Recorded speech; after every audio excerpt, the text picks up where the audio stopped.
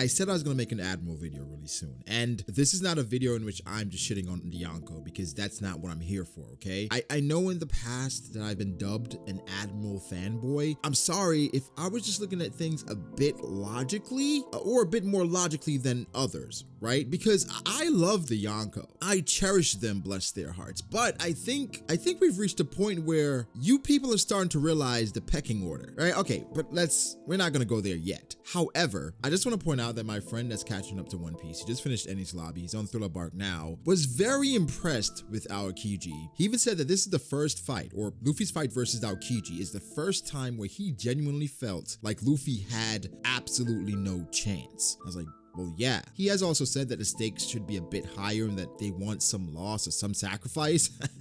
He's in Thriller Bark, ladies and gentlemen, so I'll update you guys on how that goes. And Jeff, if you're watching this, please click off the video. Just click off. Anyway, if it wasn't clear enough, today we're talking about the Admirals. And yes, we're going to focus on the OG3, but we're going to talk about Fujitora and Green Bull as well. And we may even touch on Momosagi and Shatan because, you know, they were up for the Admiral positions as well. There's been a shift in the community, and the shift is coming from what we've been finding out about our heralded Yonko. Now, personally, I must say that I'm not going to be super critical of the Yonko because for one, I enjoy what's happening in the Big Mom. I enjoy what's happening in Kaido because at the end of the day, these people are legends, but I think for most legends, they're normally greater than what the actual legend is. Legends are normally a bad game of telephone.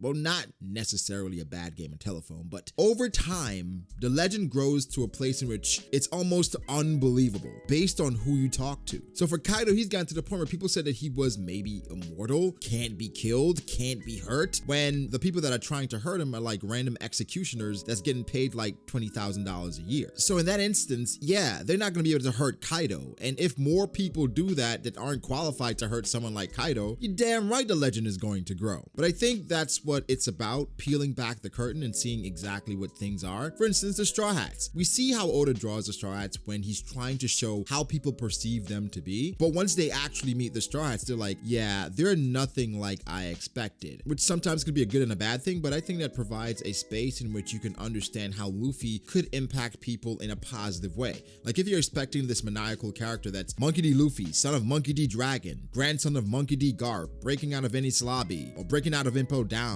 burning the flag at Enies Lobby, defeating the warlords, you have this perception in your mind. And so, you know, once you meet this character, you're like, oh, this is not anything like I expected. And I think Oda did a perfect job of that with the Yonko, in which before we even met them, he set the stage for Kaido, for Big Mom, even for Whitebeard. I think it was a progressive thing though, in which he introduced the Yonko and then he slowly peeled back the curtains or peeled back the layers of these characters, in which there is how we see them and there's how they are. And of course, the first example that I always use is Whitebeard, and then he slowly peeled back the layers of Whitebeard. He's slowly peeling back the layers for Shanks, for Big Mom, in Whole Cake Island, slowly peel back those layers. And I think sometimes these Yonko, they're criticized unfairly, mostly because we've seen them at their most vulnerable positions, mostly Big Mom, and we see more of that with Kaido here. For Whitebeard though, he's viewed a lot differently than Big Mom and Kaido. And I think the main thing here for those characters is that Whitebeard, he's a greater legend than those two, but I think he's a greater person than those two. Everything that happened in Marineford kind of encapsulated Whitebeard's legend and his life, in which he confirmed that the One Piece is real, went into battle knowing he was going to die to protect one of his sons, and also died standing up even after being betrayed by, you know, not even one son, multiple sons that he raised from when they were younger. So for Whitebeard, that story and that legend is a lot more impactful than Big Mom and Kaido. But something that people are critical of, which I really don't understand, is the fact that all the Yonko are different. And they don't even realize they're doing it, where they want Big Mom to be like Shanks. They want Kaido to be like Whitebeard, when you have to understand all these characters are completely different personalities. And I think that's the beauty of it. Yes, pre-time skip to Yonko, Shanks and Whitebeard, amazing moments to somewhat set the stage for what was going to happen post-time skip. One could argue that post-time skip, we haven't gotten a moment that can measure up to what Whitebeard did in Marineford, or even Shanks stopping the war. Some would argue Big Mom has ruined post-time skip for some of them. I disagree, but some would argue that. Kaido versus Luffy was an amazing interesting moment in my opinion, in which it completely threw off our expectations, in which one, Luffy had never been obliterated like that before. Of course he's lost before, but never in Gear 4th, right? Gear 4th was the ultimate form. Gear 4th was a way for Luffy to compete with these top tiers. He was obliterated. And so I think we've had our moments post time skip, but it's still building. Marineford, it took multiple arcs from all the way back in Drum Kingdom, where Ace was looking for Blackbeard, all the way throughout Marineford. It's been a progressive thing. Again, expectations are a part of it. So I think people had huge expectations for Kaido and Big Mom, and in their opinion, they're not meeting their expectations based on how they saw Whitebeard and Shanks. Where I'm like, give them some more time and let's see how this plays out. But people are starting to shift, and they're starting to give the Admirals more credit and respect. And I'm here to just say, what the fuck took you so long? All right, so here's the thing. The Admirals and their portrayal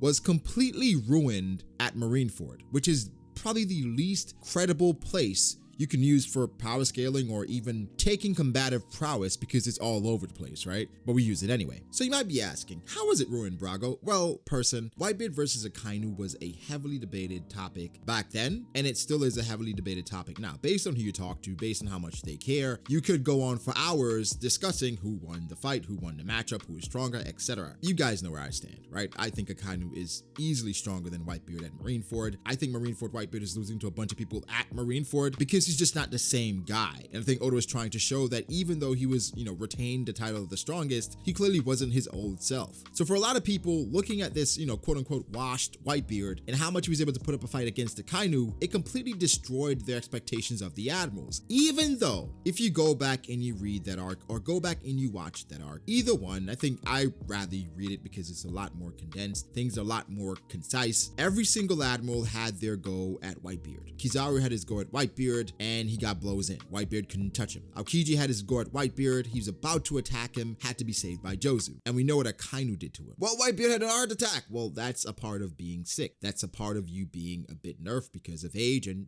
like I said, your sickness. And there's a bunch of things you can say for either side in either argument. Hey, if Akainu went for his head, it's over. Akainu had a free hit. He couldn't kill him. Well, I think Akainu has probably, if not the most devastating, top 3 devastating Devil Fruit in the verse, in which one hit could kill you, and we saw that. Whitebeard versus Akainu is a weird one, because even though they were throwing hands back and forth, Akainu's still trying to protect Marineford. There are instances in the story which it proves that he's trying to protect Marineford, and Whitebeard is ultimately trying to destroy it. This isn't a Whitebeard versus Akainu video. However, I think that's the moment in which people completely just changed how they view the Admirals. And I think it happened as well before in Sabaody, in which Kizaru faced off against Rayleigh and he got cut by Rayleigh. And the things that Rayleigh said, people view the Admirals in a different light, in which Rayleigh said, well, if I was younger, I would probably be able to save them. And the fact that Kizaru got scarred, even though it was clear to me, some people don't see this, but Kizaru got cut when he was trying to just leave while completely ignoring Rayleigh, which was a flaw. Like, why would you try to ignore the Dark King, right? But he got cut trying to ignore Rayleigh and get away, not when they clashed swords, because that's the thing I see a lot, and that's just wrong, right? It's wrong. I think that took away from the Admirals and it hyped Rayleigh to all hell, which, I get it, right? Rayleigh deserves a lot of the hype that he gets. But based off instances like that, people started to discredit the Admirals. There were people who thought that 3 Admirals would take out 1 Yonko, 2 Admirals would lose to a Yonko. I'm like, guys, logically, how does that make sense? If you think the Yonko are that much stronger than the Admirals, how the hell has the world government been holding up for this long? Outside of Whitebeard versus Akainu, I think the Admirals have shown that they have insane combative prowess, the highest level of haki, the best Devil Fruits in the verse, ungodly stamina, insane smarts, and obviously devastating power. Like, they've shown the total package. Literally, no Admiral has ever been defeated until it was by another Admiral. In the story, right? We have multiple instances of Yonko being defeated. And of course, the blatant example of this is Kaido, right? The strongest creature in the world, captured and defeated several times. I'm putting money on it that Kaido was defeated by an Admiral before. Maybe he was a rookie, I don't know, maybe. But I want you guys to understand that this Admiral agenda is not me. I'm not the driving force behind this. Oda is. You could argue that the Admirals have been protected more than the Yonko have. Like, everything they've shown on paper paper has been more impressive than the Yonko have shown. Like, nothing the Yonko have done so far, you can't tell me an Admiral couldn't have done that. And again, I'm not saying the Admirals one-to-one are stronger than each Yonko, because at one point I thought the Yonko, they probably had a higher level of power and a higher ceiling than all the Admirals. But the more you think about someone like Akainu, and him being one of the final villains in the story, what Oda came out and said about him, what was shown at Marineford, the fact that he's the only top tier confirmed to defeat another top tier conclusively in battle, the fact that a future Yonko, this man that was drunk on power, ran away from him even though he was by himself. Call me crazy, but Akainu is easily top 3 in the verse for me. And just based off of where Akainu is, I have to give out Kiji his respect as well. Now, he is a subordinate of a Blackbeard, but we know what the deal is with that. We know what he's trying to do here. And Kizaru does not get the respect that I think he deserves, because he's kind of the third fiddle here, where he never competed for the Fleet Admiral position. So they're like, well, I guess he isn't in the running really. But I think Kizaru is just as competent. I think his strength is close to Akainu now Kiji, but it's a personality thing, because I think will is important in One Piece, and he just doesn't have the will to. I think there's more about Kizaru that we're going to find out and figure out, and it's going to make more sense in regards to why he is the way he is. But I'm loving what I'm seeing, in which people are starting to give the Admirals more respect. Now, the OG3, we know they're impressive, they're great. For the other two, Green Bull and Fujitora. Now, we don't know what Green Bull's devil fruit is. Hell, we don't even know what this guy looks like, right? But I'm going to assume he's as strong as Fujitora. And people put Fujitora slightly behind the OG3, even though we tried to mention just gravity versus light, he should have the advantage, blah, blah, blah, blah, blah. There's so many ways we can break that down, but we're not going to get stuck on that. Fujitora has a devil fruit in which it should have the potential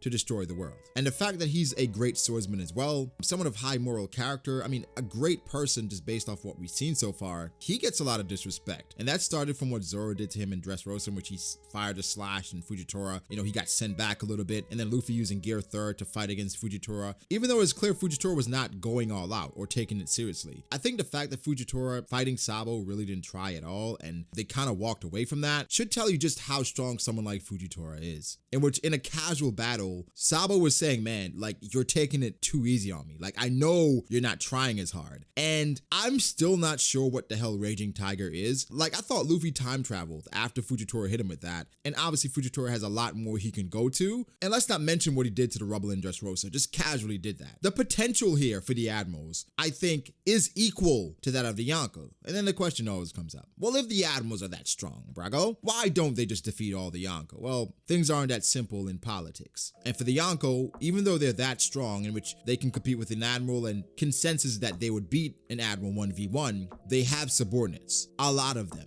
Whitebeard is an example of that. We saw just how many people or how many fleets pulled up for Whitebeard. For these Yonko, yes, they're powerful in their own right, but they have, you know, right-hand men, commanders that are strong as well. We saw how Jozu was doing. He was doing fine. Marco, the Kings, the Katakuris, the Smoothies, the Crackers. Admirals can't just pull up on a Yonko crew and expect to just overwhelm them, because they have strong fighters as well. And the last thing you would want is for an Admiral to get hurt severely or to die, taking out one Yonko's crew, because then the world government is ultimately crippled. We have 3 more Yonko crews, and now we're down one of the strongest individuals that we have. Like, the Admirals were said to be the strongest power of the world government, where people say, well, maybe Kong is stronger, maybe the Gorosei is stronger. I don't think so. I don't think so at all. I mean, Imu could be stronger, more than likely, but that's, you know, something that's secret, so that's obviously not going to be mentioned or referenced. But I think what's clear here, right? The Admirals, they deserve their credit. They deserve more respect, and people are starting to come around. Obviously, I've had this stance for a long time, in which Admirals and Yonko, they're fairly close to me, but people are starting to come around just based off of what they know about the Yonko, in which things haven't changed for the Yonko. You just know more now, which I think that's even more fickle, because that's just telling me that you had monstrous expectations for these people, and some of these expectations, no one could ever meet them.